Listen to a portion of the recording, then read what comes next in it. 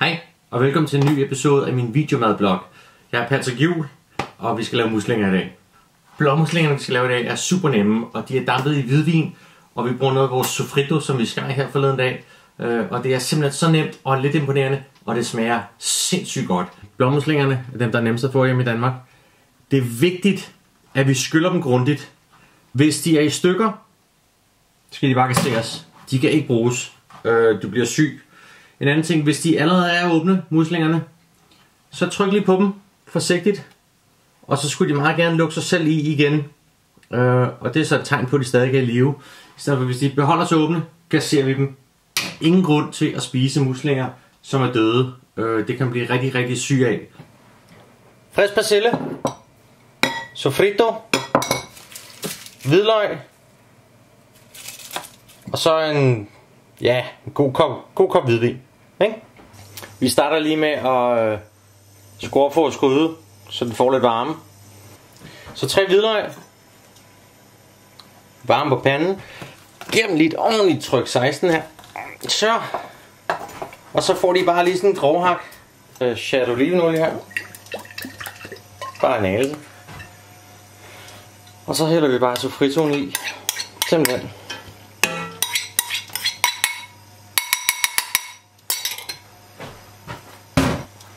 Så står sofritoen bare her stille og roligt og hygger sig. Vi tager hele persillen her. Og så bare lige køre kniven gennem den. Det skal ikke være så fint.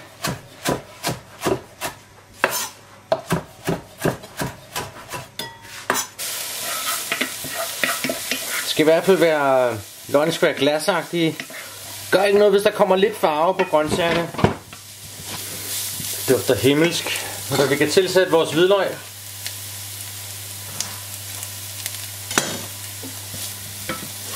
Tager vi lige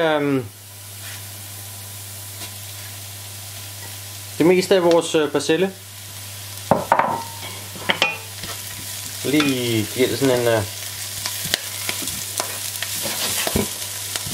hvor er det dejligt det her.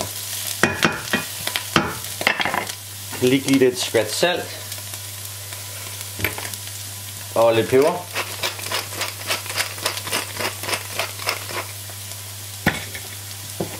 Tag vores hvidvin.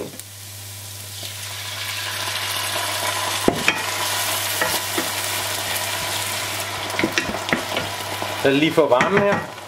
Og så er vi klar til muslingerne. Upsi. Og så låg på. Vi serverer vores muslinger med brødkrostiner. Vi kan godt lige åbne op, lige og røre rundt. Så man får alle de der en dejlig sofrito ind i muslingerne.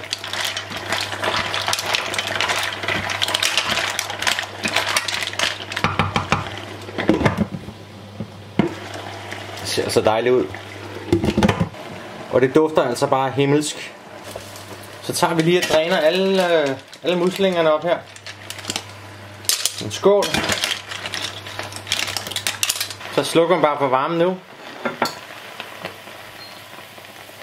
Og så kan man lige tage sådan en lille klump smør her.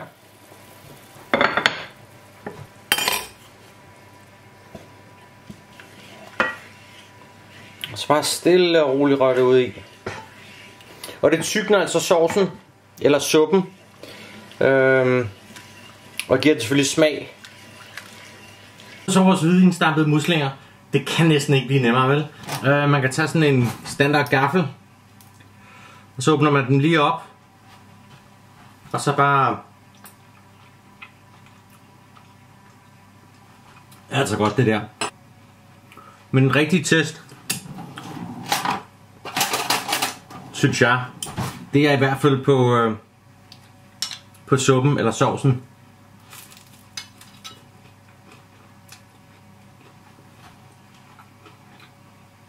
Det er bare perfekt.